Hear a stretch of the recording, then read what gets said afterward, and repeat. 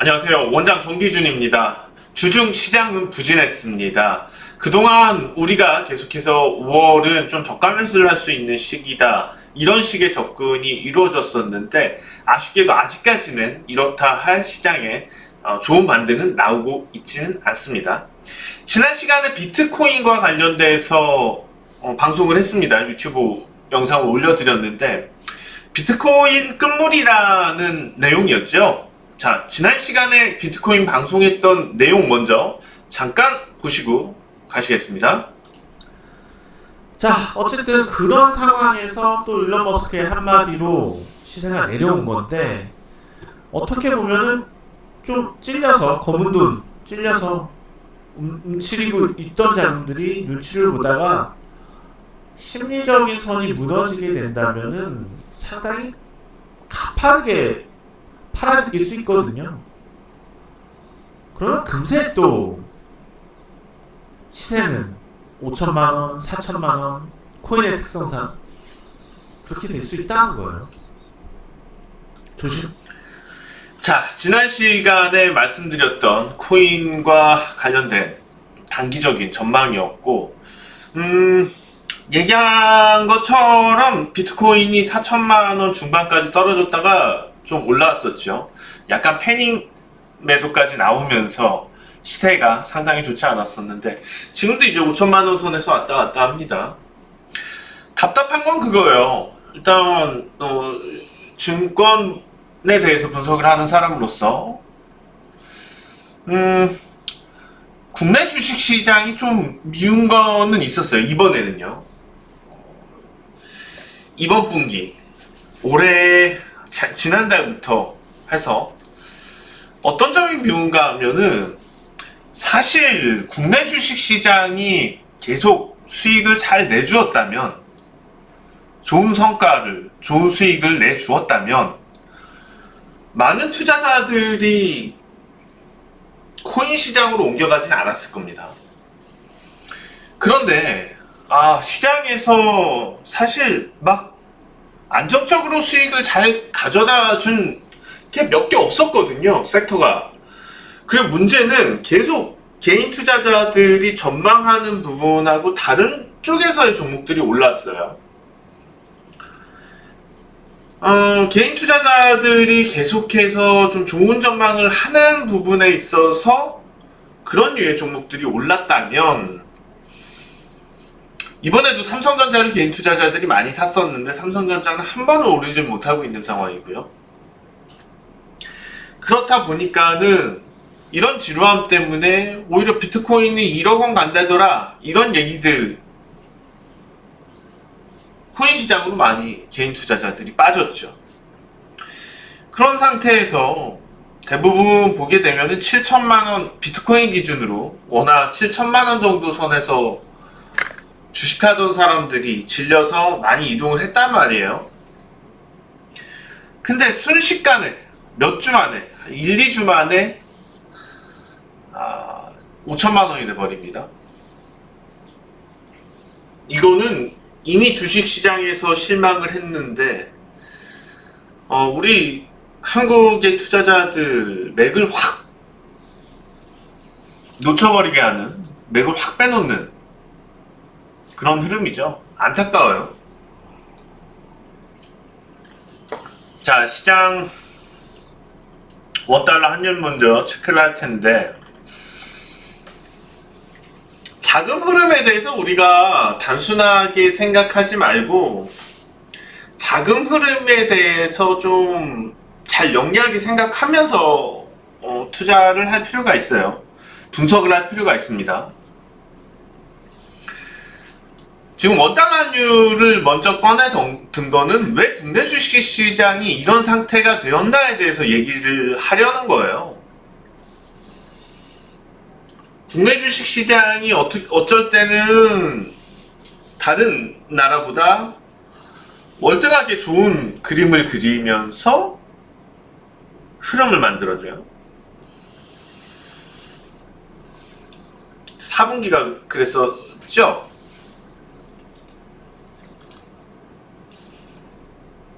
자, 코스피를 보실 텐데,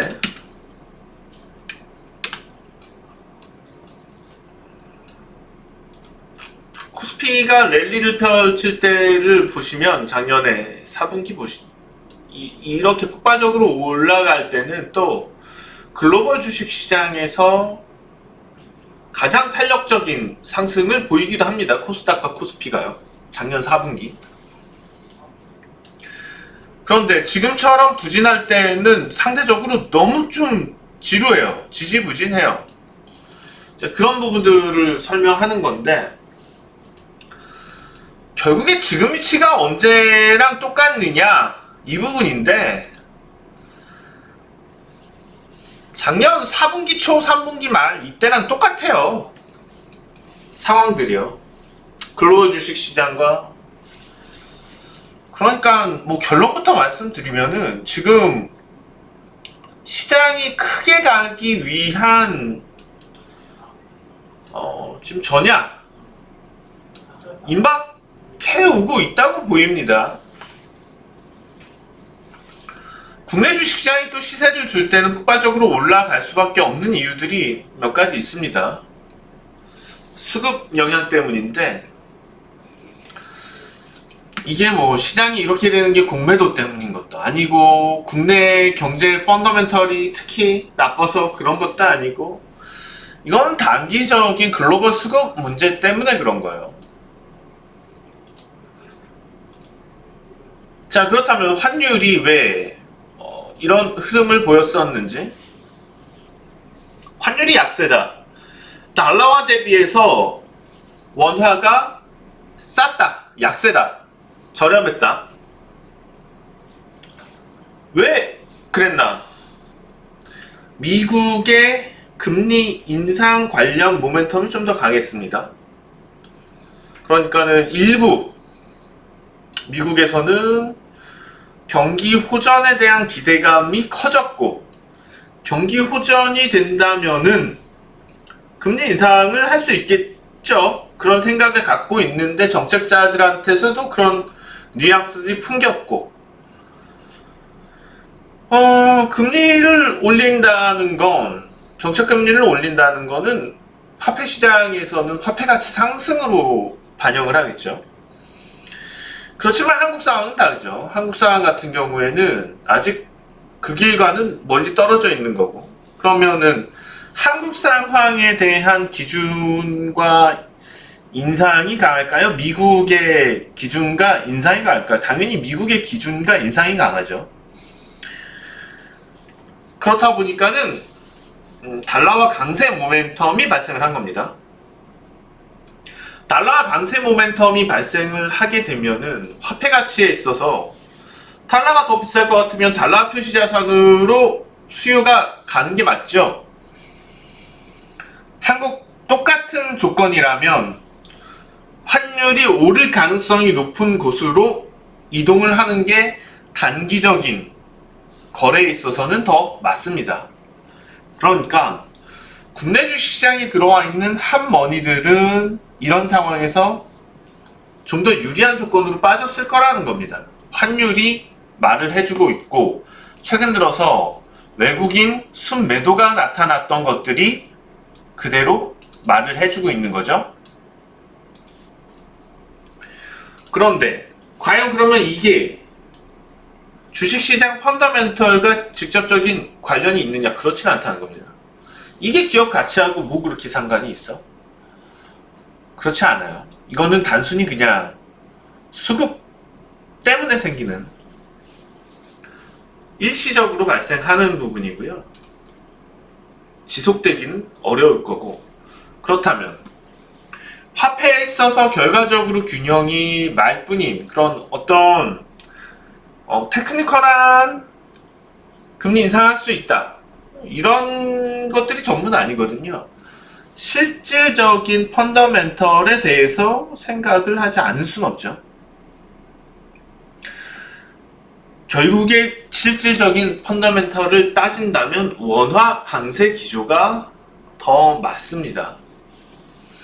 이건 지금 시중에 풀려, 물론 이제 한국도 어마어마하게 지금 시중에 돈이 풀려 있긴 해요. 그렇지만 지금 미국만 할까요? 미국은 이미 코로나 전부터 계속 양적 완화 돈 풀어대고 있는 상황에서 더 풀어대는 거하고요. 차원이 많이 다릅니다. 그렇기 때문에 결과적으로 이 단기 이슈 때문에 이렇게 된 거지만 환율은 결국 추세 반전은 어려울 거라고 전망을 합니다. 제가 얘기하는 추세 반전은 대세 추세 반전을 의미합니다. 지금은 대세 추세 하락기에서의 반등이었을 뿐이고 정상적인 경로라면은 환율은 1,000원을 향해서 내려갈 거라는 겁니다. 그렇다면 장기적으로 봤을 때 수급이 누가 유리하냐? 국내 주식시장에 한국 증시가 유리하다는 거죠. 그러면 환율이 내려가는 동시에 외국인 순매수도 유입이 될 거고 거기에 있어서 역할을 하는 종목들도 하나씩 나오겠죠. 다시 코스피 지수로 넘어올 텐데, 자, 그러면 코스피 지수가 지금이야 지지부진한 흐름이라지만은 5월 중에 이런 지지부진함이 마무리될 거라고 저는 분석을 하고 있고요. 그 지지부진함이 완성이 된다면 오히려 이제 3,000선에 지수가 더 흔들릴 수도 있겠지만 그게 뭐 큰 의미가 있진 않을 것 같아요. 왜냐하면 서머랠리장이 펼쳐질 거고 그런 서머랠리장이 펼쳐졌을 때의 급격한 상승세는 당장 지금 지수가 3,200에서 3,000선까지 가던 말던 별 큰 의미는 없다는 겁니다. 왜냐하면 지난 4분기 수직 상승했었던 기울기에 못지않은 그런 상승이 나올 거기 때문에요. 1000포인트가 왔다 갔다 하는 그런 상승이 나타날 수 있는 여건인데 증시 주변 자금이 그만큼 풍부한데 당장 지금 흔들리는 건 의미가 없다는 거죠. 괜히 코인에 지금 한눈 팔았다가 다 물려버리고 안타깝습니다. 그런 건 참. 지난주에 제 방송만 보셨어도 6,000원에 물타기를 하진 않았을 텐데요. 비트코인은요. 그럼 좀 안타까운 건 있습니다. 어쨌거나 뭐 중요한 거는 이 당시하고 조건 여건들이 상당히 비슷하다는 거죠. 지금 오히려 더 높은 곳에서 그게 만들어지고 있기 때문에 서머랠리장에서 지수는 분명히 크게 갈 거고 그렇다면 그 지수를 견인하는 것들이 어떤 건가 어떤 종목들일 건가에 대해서는 지난주 투자 전략 추천주들 많이 드렸었는데 지난주 투자 전략 한번 다시 보시면서 어떤 종목들이 서머랠리장을 끌어올릴까 좀 유심히 보시면 좋겠고 금융권에서의 유상증자들도 좀 일어나는 것 같습니다. 투자를 위한 유상증자들도 일어나는 것 같아요. 이루어지는 것 같아요. 중요한 의미를 갖습니다. 금융주가 많이 오를 수 있는 가능성이 나는 거죠, 그건. 자, 지지난주 잘 보시고요.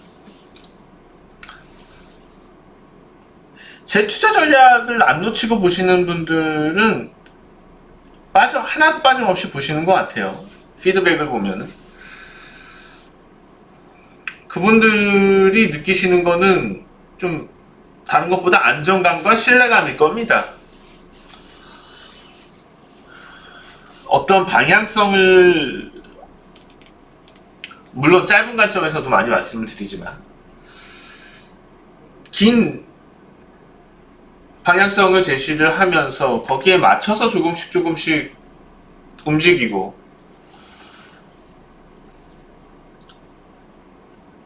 자, 우리가 투자를 하면서 항상 마음이 흔들리기보다도 다른 여러 사람들의 목소리를 잘 들을 필요가 있습니다. 결국에는 뭐 종합적인 부분에 있어서 그런 여러 의견들을 본인이 잘 해석을 하고 결론을 내리는 게 중요하죠. 가장 주식에서 손해를 많이 보는 사람들이 이런 류죠. 자기의 생각과 주장이 가장 강하고, 그렇게 되면 자기의 주장과 생각이 가장 강하게 되면은 다른 사람들이 하는 얘기들이 그냥 우습게만 들릴 수밖에 없어요. 아무리 다른 데서 얘기를 많이 듣고 해서 이 얘기들이 좋은 얘기들인데도 본인 주장 생각이 강해버리면 본인 주장 생각대로만 가게 됩니다. 그런 스타일은 투자를 안 하시는 게 좋습니다. 수익 내기가 힘듭니다. 다른 사람들의 생각이 더 좋고 다른 사람들의 의견들이 더 가치가 있다고 생각을 하고, 그것들에 대해서 다 소화를 해서 본인이 결론을 내는, 그걸 가지고 투자하는 이런 투자자들이 꾸준하게 큰 수익을 낼 수 있게 됩니다. 좋은 얘기니까 반드시 좀 명심을 해 주시면 좋을 것 같고요. 자, 어쨌거나 지금 5월은 썸머랠리를 위해서 반드시 거칠 수밖에 없는 장세였고, 여기서 우리 투자자들은 좋은 종목들을 담아가야지, 지루하다고 코인에 넘어가 버리면 손은 누가 키워? 갑자기 여기서 소가 나올 타이밍은 아닌데, 갑자기 여기서 코인으로 넘어가 버리면 그러면은 코인에 물렸는데 주식시장 랠리 때 또 소외되잖아요. 그렇게는 하지 맙시다 우리. 네? 그렇게는 하지 맙시다. 어쨌거나 이 장세를 만들어 놓은 뭐 여러 가지 이유들 중에 하나는 또 삼성전자이기도 합니다. 하이닉스와 삼성전자 개인 투자자들 엄청 많이 샀고, 또 지루해져서 이놈들 때문에 코인으로 간 탓도 있고, 시장 랠리 때는 다시 올라갈 겁니다. 어쩔 수 없이 지수가 가야지 되니까 그거는 당연할 수밖에 없는 거고요. 다만 그렇게 되더라도 제가 볼 때 삼성전자하고 하이닉스가 탑픽이 되기는 어려울 수 있다는 겁니다. 물론 이제 어느 정도 지수 상승은 견인할 시가총액이 크니까 역할을 하겠지만 탑픽으로 가기는 어려울 수 있다는 겁니다. 삼성전자가 너무 얄밉죠. 삼성전자가 오르는 날은 삼성전자를 또 비트해야지 되기 때문에 기관 자금들이 다른 데서 빠져나가서 삼성전자만 오르고 다른 종목들은 떨어지죠. 지수는 오른지언정. 그리고 반대로 삼성전자 떨어지는 날은 시장에 영향을 끼치니까 프로그램 전체적으로 시장이 부진해지죠. 이번에 가장 욕을 먹어야 되는 건 삼성전자입니다. 최근 이번에 부진한 장에서요. 그런 이유도 있었습니다. 이거는 다 시장의 수급이 부족했기 때문이고, 시장의 수급이 부족했던 이유 중에 한 가지는 달러화의 가치 상승 때문이었습니다. 오래가지 못하는 상승이었고 기조적인 상승이 아니었기 때문에 다시 돌아올 것이고, 지금 국내 주식시장은 한참 저평가가 되어 있고요. 기업이익 증가에 대한 전망도 여전히 밝습니다. 그런 점들 따져본다면 지금 5월은 절호의 매수 기회이고, 여름에는 1000포인트를 기대할 수 있는 그런 큰 장이 오기 때문에 기대하셔도 좋을 것 같습니다. 자, 좀 분위기가 많이 살아났으면 좋겠네요. 다음 시간에는 분위기 많이 살은 상태에서 만나 뵈면 좋을 것 같습니다. 지금까지 정기준 원장이었습니다. 고맙습니다.